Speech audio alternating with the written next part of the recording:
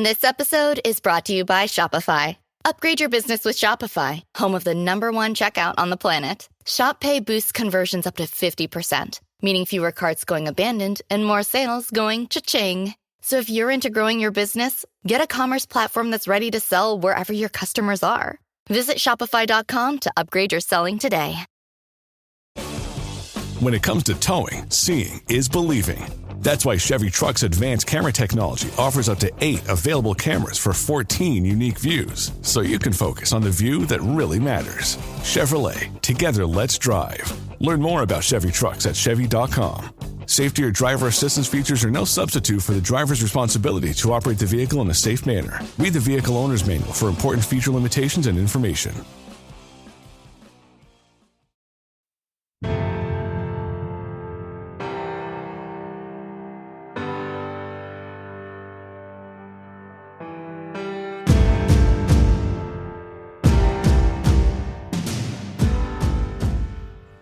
It's week 4 of D3 Coach and Coordinators of the Week, presented by Hanson Ratings. And joining me on this episode, as he does every week, is Logan Hanson. Logan, another great week of D3 football. Some very exciting games out there and some great coaches that we've named and recognized as our coaches of the week. Yeah, for sure. This week we've got a couple really good programs to recognize and one that is off to a really good start to the season. So I'm excited to talk about these programs a little bit more. Let's get into our first one here, our D3 Offensive Coordinator of the Week.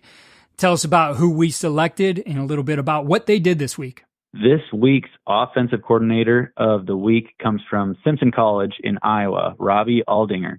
Robbie and the Simpson Storm beat Loris this week 66-14. They had a 45-0 lead at halftime. We've talked a lot this year so far about offenses with great rushing attacks. We recognize Springfield, we recognize Salisbury. This week, Simpson is getting recognized for having an extremely efficient and explosive passing attack. They completed 78% of their passes on the day for an 8.4 yard per pass average. And that was led by their number 1 receiver, Noah Craycraft, with 13 receptions for 178 yards. The Storm had not beaten Loris since 2018, and they did it this week with long touchdown drives, explosive plays, efficient passing, one of their best offensive performances in several years. So that was really exciting to see from them. We're going to talk to Coach Aldinger here. Interesting note, Logan, is he was across the field from me when I was the offensive coordinator at Baldwin Wallace. He was getting a start in coaching and was an intern, student assistant there in 2011. And so for the next few years, he was working against me. But it's great to have him here. Let's bring him in. Joining us now is the D3 Offensive Coordinator of the Week for Week 4, Robbie Aldinger, who's at Simpson College. Robbie, thanks for joining us here on the podcast. Appreciate it very much, and I'm an avid listener of all that you do on this podcast, so appreciate the opportunity. Yeah, before we get into some of the things we're going to talk about here with the game planning process, this certainly is a collective recognition for both you and your staff. So I want to make sure that we talk a little bit about those guys who are a part of this with you. Yeah, absolutely. Obviously, it all starts with our head coach, Reed Hoskins. He's a huge part of our offensive staff here. And then we have our offensive line coach, Coach Alex Boyer. And then we have our receivers coach, Coach Seth Howard. We also have a student assistant, Coach Will Carlock. And all those individuals are a huge part of our game planning process, our practice planning process, and everything there. And then ultimately, too, our performance on Saturday is also a reflection of our entire team. We definitely benefited from great field position that was put together by our defense and special teams units as well. So before we got going, you and I were reminiscing a little bit about your days at Mount Union as a student assistant and intern, and there were definitely crossover there. We talked about one of those big games that we had at Mount Union back in 2011, which was your freshman year. But from that, of course, being a Mount Union guy, PFP is always a big thing that guys talk about. So for our listeners out there, maybe who haven't heard it, the few dozen times or so that we've had Mount Union guys on the podcast. Talk to us a little bit of the philosophy of PFP. Yeah, absolutely. PFP is overarching philosophy of offensive football when it comes to deciding, what you're going to run offensively. Essentially, it all starts with understanding your personnel, right? It's understanding your players. It's doing things that fit their skill sets. So again, it all starts with identifying your best players, your best personnel groups, putting them in formations to be successful. And then from there, it's running plays from those formations with those players that, again, put them in a position to be successful.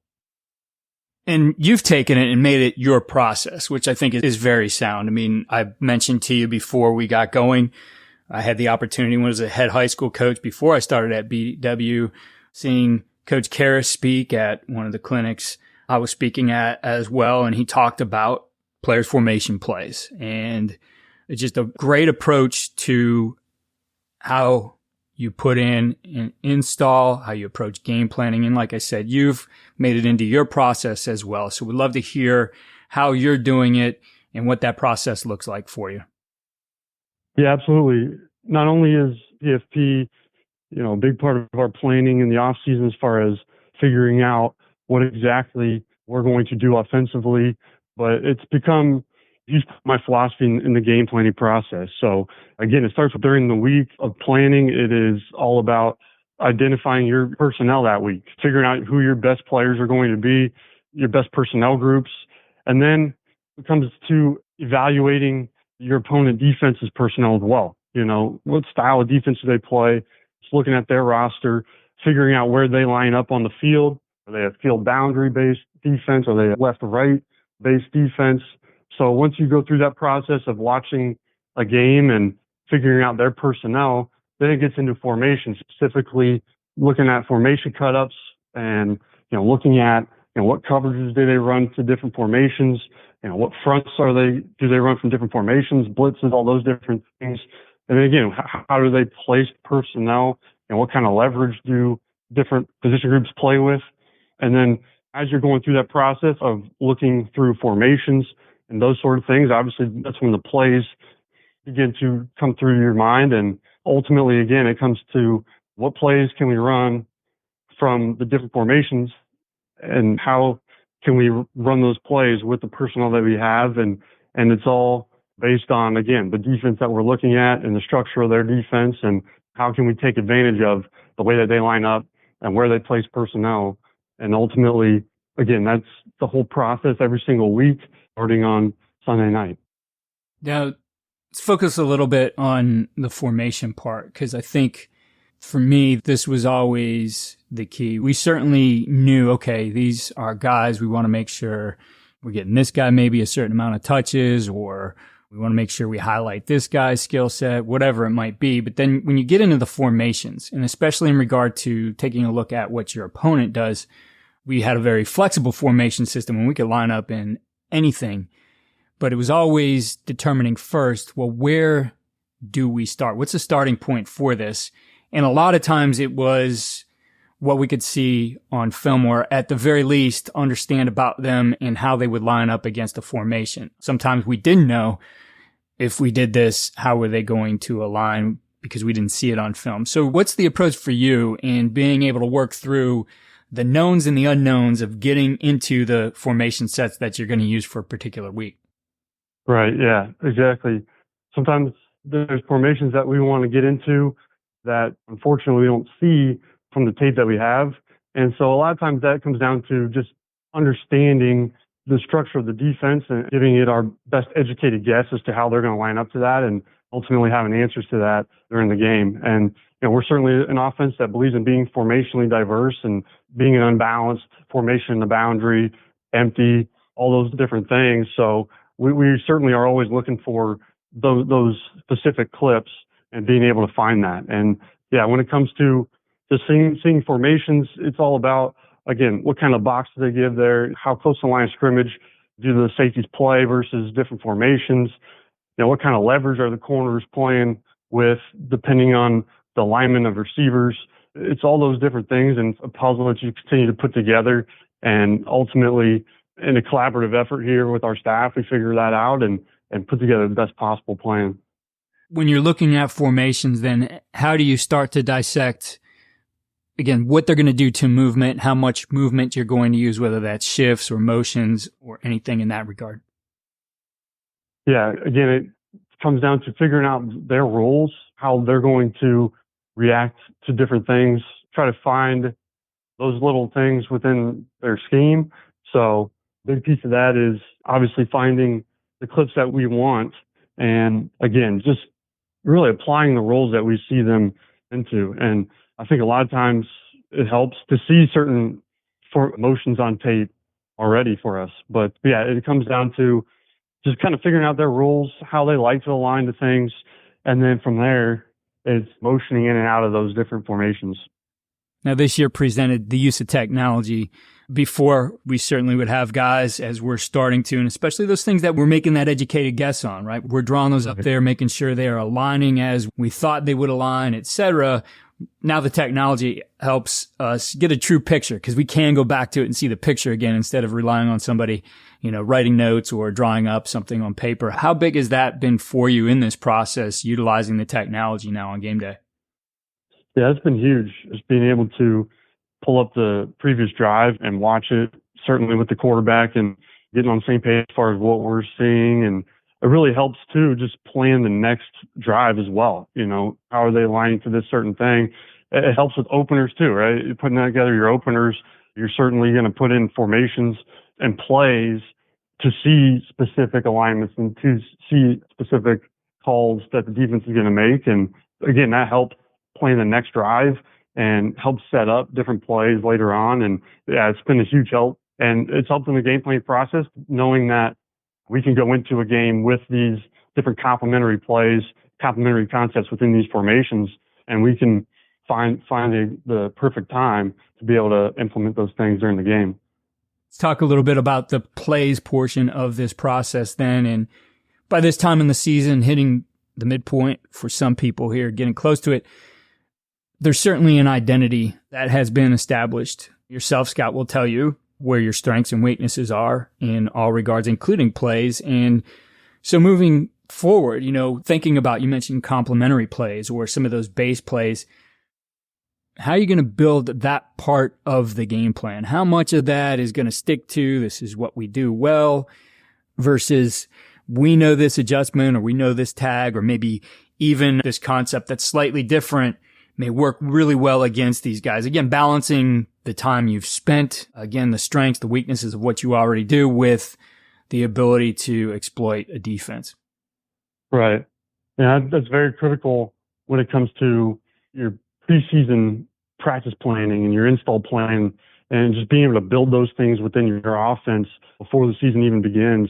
Because, yeah, that is very important as you get into this point in the season. And again, especially with the sideline technology, certainly defenses can use that to their advantage as well. So I think that's been important, just building in those different play actions, different fakes and things of that nature that, again, complement what you do well. And that's something we're constantly evolving in season as well. Certainly, if we are throwing the ball to a certain player in a certain spot in the field multiple times, we're going to try to find a way to either run a double move or some sort of complementary play or some sort of different motion. Yeah, we're going to find a different way to run the same plays, just try to dress things up as best we can and really hide our tendencies the best we can and ultimately try to be unpredictable as possible because I do think that's really important. We certainly play a lot of really, really good defenses in our conference and they certainly pick up on things really, really well. Coach, I appreciate you spending the time with us here, sharing these ideas about players, formation, plays. And again, congratulations to you and the rest of the Storm staff and being recognized as our D3 Offensive Coordinator of the Week. And best of luck to you and the Storm the rest of the season. Thanks, Keith. I really appreciate it. Again, I'm an avid listener of your podcast, and thanks for all you do for the game of football. This episode is brought to you by State Farm. You might say all kinds of stuff when things go wrong, but these are the words you really need to remember. Like a good neighbor, State Farm is there. They've got options to fit your unique insurance needs, meaning you can talk to your agent to choose the coverage you need. Have coverage options to protect the things you value most. File a claim right on the State Farm mobile app and even reach a real person when you need to talk to someone. Like a good neighbor, State Farm is there. That takes us to our D3 Defensive Coordinator of the Week. Tell us about who we're recognizing this week. Well, last week I mentioned how I like to kind of highlight programs that aren't necessarily perennial top 25 programs, but this week's defensive coordinator of the week is absolutely a perennial top 25 program. It's Shane Dierking from North Central. They beat Washington University of St. Louis 49-9. So the defense only gave up one score on the day. Wash U had scored 35 plus in their first two games this year against two good opponents. That's an offense that is always explosive. And North Central, known for great offense, known for great defense. But even to their standard, this was an outstanding performance. They only allowed 2 plays of 10 plus yards through the first 3 quarters, and only 2 total drives on the game, drives that made 15 yards for the drive.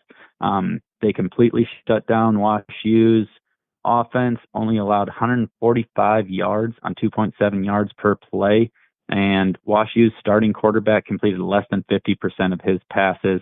They had 4 sacks, 2 interceptions, just complete domination from North Central's defense. Coach Dierking's been on the podcast before. I'll make sure we link that one in the show notes. He's also done some of our clinics and has done an outstanding job with those as well. Put those links in the show notes. So let's talk to Coach Dierking.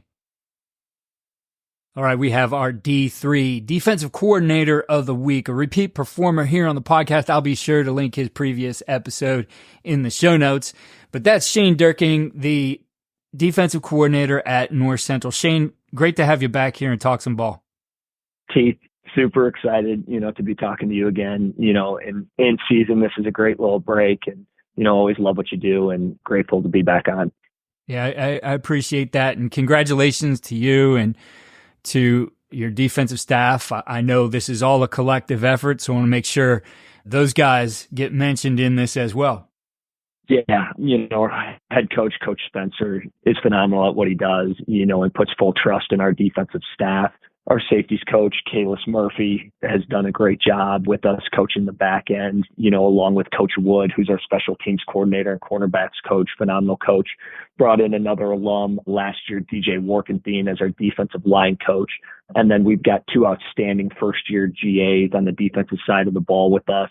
Kyle Lane, who came to us from Illinois College, and Matt Lenti, who came to us from Dayton. So this is a special group of coaches, so just grateful I get to work with them every single day. At this time of the year, self-scout, I think a lot of people will look at it, maybe a mid-season self-scout. I mean, a lot of this is a function of time.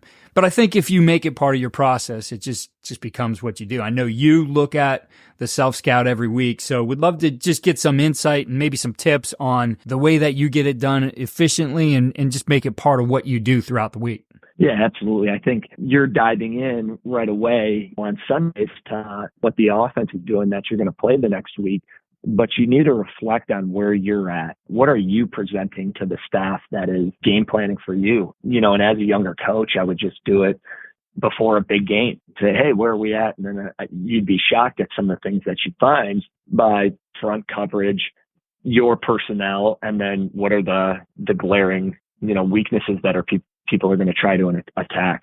So I make sure, our graduate assistants do a great job at providing me with that information every single week. And I have percentages that I want to be at with coverages and then situational football, where we want our pressure rates to be at, and then looking at goal line in the red area, just to make sure that we aren't putting ourselves in a position, right, where we can get exploited and have major tendencies. So that's something through time, didn't do that when I was a younger guy. I would look at it before a big game, but, I think that's something critical that you have to evaluate every single week. Yeah, I think you learn a lot about yourself. You start to identify what are the things you're good at, maybe shore up some of those weaknesses. But I think you'll also get insight into how are other people seeing us? What are our tendencies? Yeah. What do we need to be aware of? Yeah. At the beginning of the week, you're like, oh, we got all these tendencies on them, and they may be saying the same thing about you, getting excited about it and telling their players, hey, you get this look, you get this front, hey, this is what you're going to get. Now you're going to get pressure. It's been a process learning that way, but at the same point in time, you've got to look at, it helps to say, hey, we're really, really good at this. It may be okay, run this week if it's a big game, because our kids are really good at it. And I like this, but at this point in the year, right, we're giving up this many yards per play. Like, we're not executing it. You may like it as a coach, but that doesn't matter. It's not showing success or putting your kids in a situation. So it humbles you from that stance as well, is you've got to do what your players are best at and be able to adapt in season. Taking a look at how you approach the week, you mentioned to me you have daily practice goals, and those lead to your weekly game goals. We'd love to hear about the things that you look at and what you're focused on, and making sure these guys are doing well throughout the week so that you get that performance on game day. Yeah, and that's another thing. Early on, what we used to do is have all these game day goals, and you have to work daily at those goals instead of just talking about it in your install meeting. Hey, we got to have 3 takeaways this week, and then do some takeaway drills and then talk about on Sunday, right, how you did.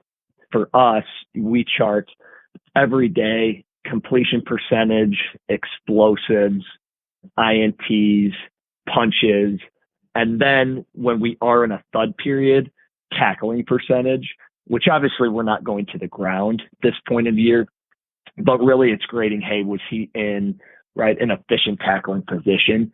So those are goals that we track, and then they correlate exactly to what we talk about, right, on Sunday. Hey, did we achieve, right, these game day goals? So every single day, when we go to meetings, right, they will see either in red or green, right, whether they accomplished each of those goals, right? And that's something to keep guys motivated and keep the, competitive drive within themselves. And they feel really great, when they've got all green on that sheet and hey, we got to step it up. We've got a lot of red. So I think that's important, not to just be a coach that preaches something within the first install meeting and then, evaluate it after the game. You need to give the guys constant reminders, constant goals, if you want to see that incremental success.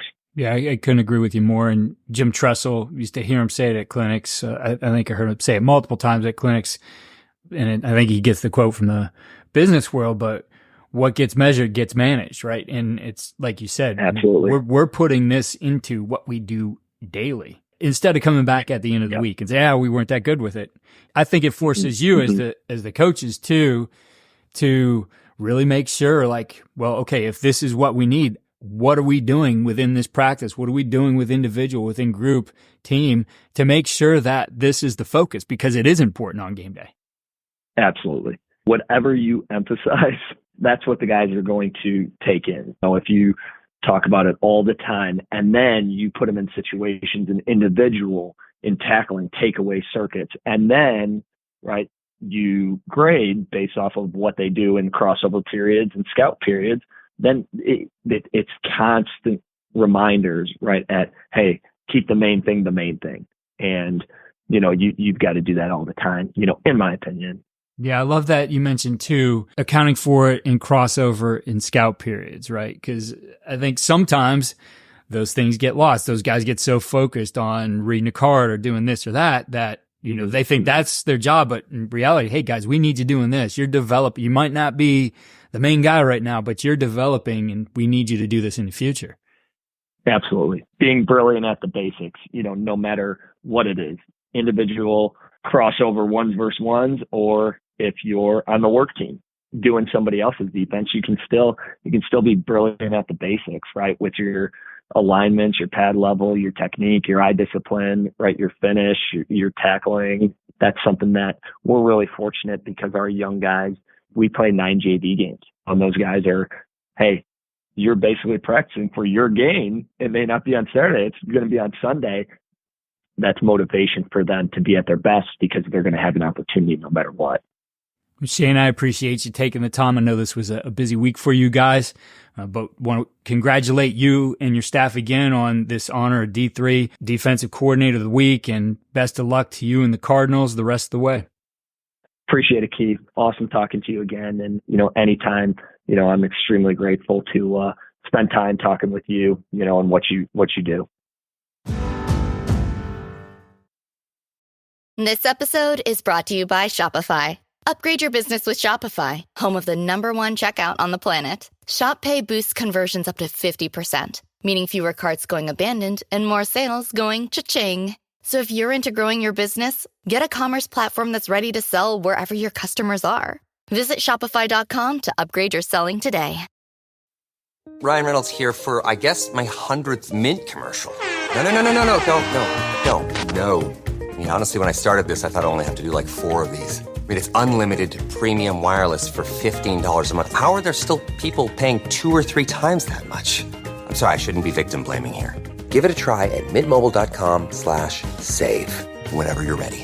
$45 upfront payment equivalent to $15 per month. New customers on first 3-month plan only. Taxes and fees extra. Speed slower above 40 gigabytes. See details. The last group we recognize is our head coach and staff of the week.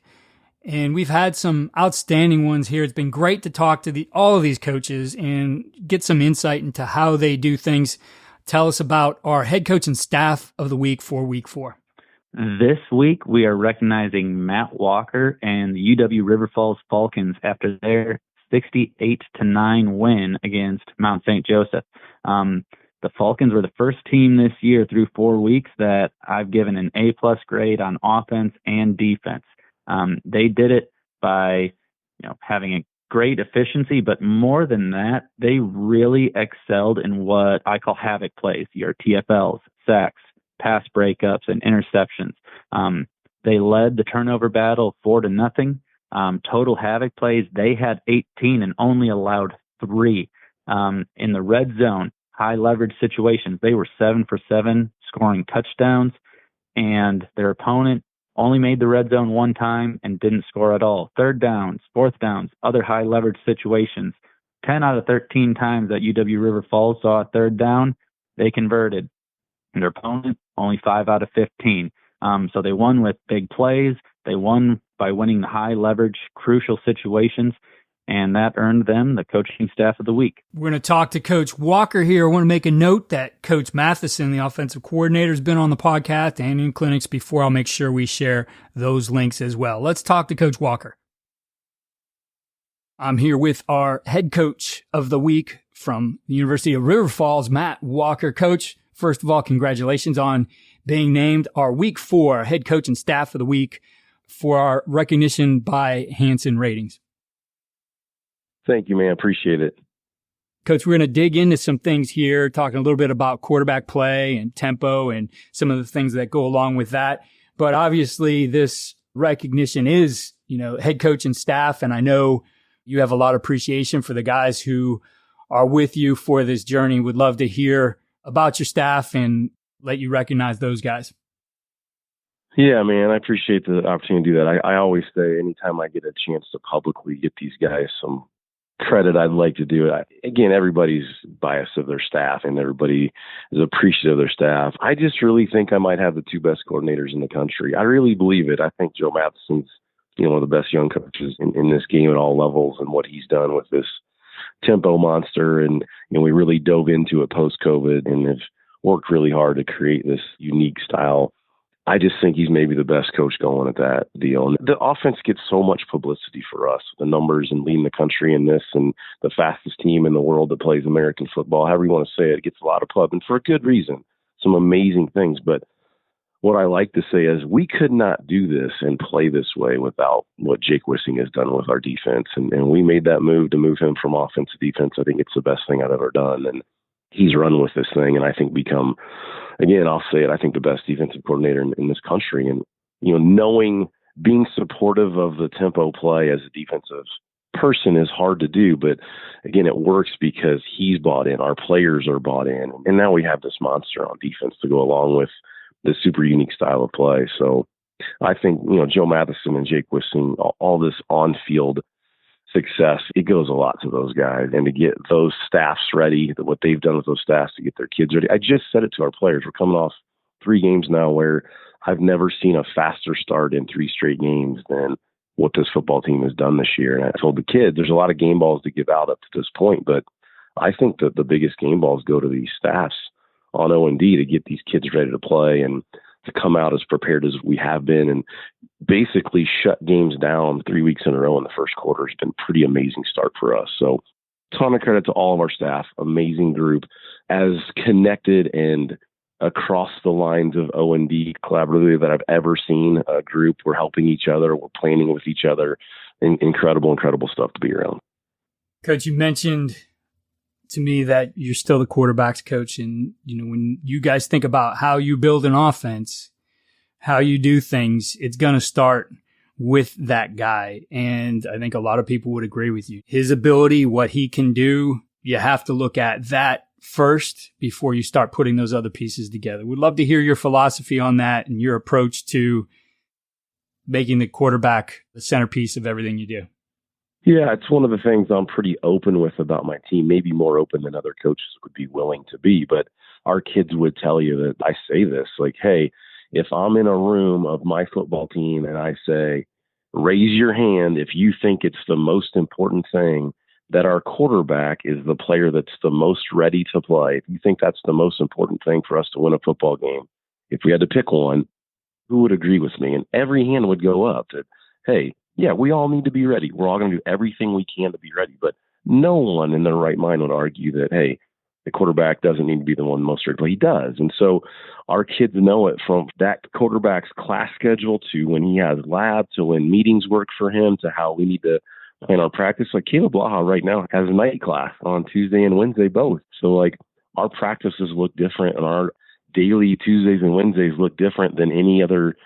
The 14 years I've been in it, it's different because we got to design it around him and get his reps in and get his meeting time in. And so the kids love to jab me and joke with me about it, the other positions, and say that I love the quarterback so much because I'm the head coach and quarterback coach. It's all good fun, but of course I love all these guys, but very, very open to that.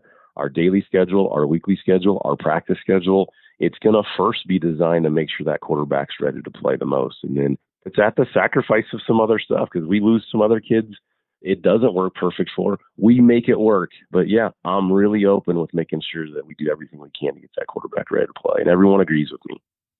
In addition to the quarterback, you really take into account the things you guys do with tempo when you're looking at practice and making sure that you're constantly working the mechanics of that. You mentioned too, that fastest team in the world. There's that data, those analytics out there somewhere that you guys, from the time that ball's put down till you snap it, you do it quicker than anybody else in the country. We'd love to hear about how you work that and how you make sure you're perfecting those mechanics. Because it is, if you're not good at those mechanics, you just can't be fast. So it definitely is something you have to work into all you do. Yeah, no doubt about it. I think, again, you mentioned it. We take a ton of pride in that stat, and we really believe that there's ripple effect in a positive way of going fast all the time. And again, it's at the sacrifice of some stuff now. You're not always in the perfect play. You're eliminating a little bit of pre-snap communication to be perfect with calls and combos. And we understand all that. So we've created run schemes and protection schemes and pass schemes and all this stuff to fit short communication things so that we can be the fastest team in the world that plays football. But yeah, you mentioned it. Our practice is going to look different. The mechanics of the game become more important for us than scheme, which sounds crazy. Like Vince Lombardi's rolling over in his grave at the way we practice and talk around here a little bit, but it's just the way we handle our business. So you come to our practice offensively, there's always an umpire. Like you got to get the ball to the umpire. We would never drill without an umpire and the mechanics of post play, getting that ball to the umpire and getting reset again in the next formation. And so we give up a little bit of class on grass and making all the right adjustments and being perfect with our teaching in practice because we never would sacrifice the mechanics of a game. So whether it's drill, whether it's 7-on-7, whether it's walkthrough even, whether it's on air, full team, always an umpire, always stress to get the ball to the umpire, always stressing the alignment piece and the next formation piece. So making that priority for kids, like the first thing we talk about with our team, it's not inside zone, it's not four vertical, it's, hey, here's our ball mechanics. Ball's down, here's how you get the ball to the umpire, here's how you get alignments. The first page in the playbook is alignment and ball mechanics with our football team. So we practice fast. It is going to look different than most teams. I think the other piece that's unique is our defensive scout look is hard. There's no time to card stuff. So Like my job during the week, personally on offense, what I do is I defensive scout the scout team. You got to call it like a defense. No time for cards, which people that are involved heavily in college football know how important the looks and drawing cards. And we have none of that. We have to coordinate it up because we don't have time to hold up a card. And that ball is getting snapped within 18 to 22 seconds of that ball being tackled. So I imagine there's alignment between, and I know you said your defensive coordinator came over from the other side of the ball, but alignment between the language that's used. I've been on staffs before where the defense had their own language for what things were and the offense, but the only way you can do that for your defensive guys is to make sure you're calling it the exact same way as they've been taught it. Yeah, no doubt about it. We carry over as much of the terminology that we can. So everything that we can call, basically we start the week with I Love the Doom Scouts. We say, here's what they do. It looks a lot like what we do when we call it this. We're going to call it this week, but hey, you backer, you actually are going through here instead of. So it is. We're carrying over all the language that we can. That's how we call the defense, and then the scout team just kind of learns the minor adjustments that the look would call for the opponent. But yeah, and we have the kids talk that way when we're talking, watching film on the sidelines. What we call things, our defense does it too. Formationally and base play scheme, we're all carrying over and flip-flopping information so that we're all talking the same around here. I think it's been a great thing for our program. Definitely. I think it promotes that alignment between each side of the ball too, that you guys, you're forced to work together in some ways too, to make sure you're calling things the right way. You mentioned that during the pandemic is when this big change and focus on tempo came about. And I think when you study any kind of the game, really get in any part of the game and really get into the details of it, you can find ways to be more efficient. And I mentioned to you before we got going, the 1 year we were just interested in, we didn't necessarily want to go fast all the time, but when we did, what could we do to make sure we were as fast as we could be? And we started with, well, how much time do we actually have to get the play in before the ball's put down? And so we went through the streaming copies of games and basically got an average, and it was in the NCAC, which I know you coached in before.